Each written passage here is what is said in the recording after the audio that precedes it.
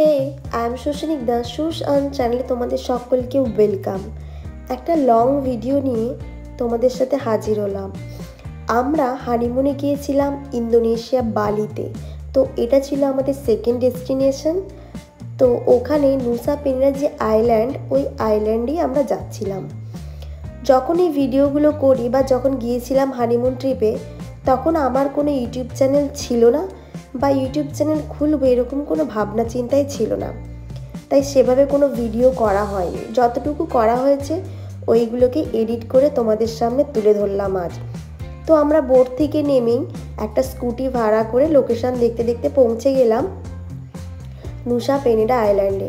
তোমরা গিয়ে স্কুটিও নিতে পারো বা কারও নিতে পারো, সব কিছুই অ্যাভেলেবেল ছিল। এই হচ্ছে কেলিংকিং বিচ, যেটা ছিল most beautiful beach in Nusa Penida. আমার সব থেকে এটাই বেশি ভালো লেগেছে। বাকি বিচগুলো খুব ভালো, প্রায় 7-8 রকমের বিচ ছিল।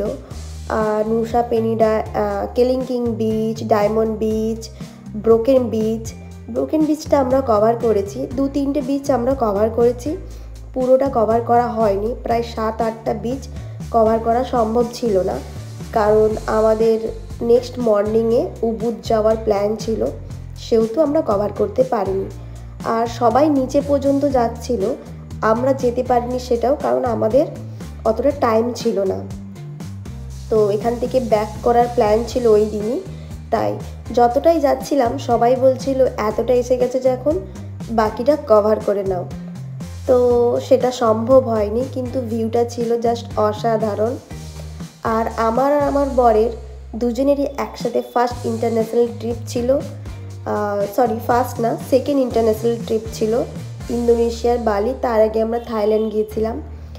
তো তখন যেহেতু ইউটিউব চ্যানেল ছিল না, তাই যেমন কটা ভিডিও ছিল ওইগুলোকেই এডিট করে তোমাদের সাথে তুলে ধরলাম।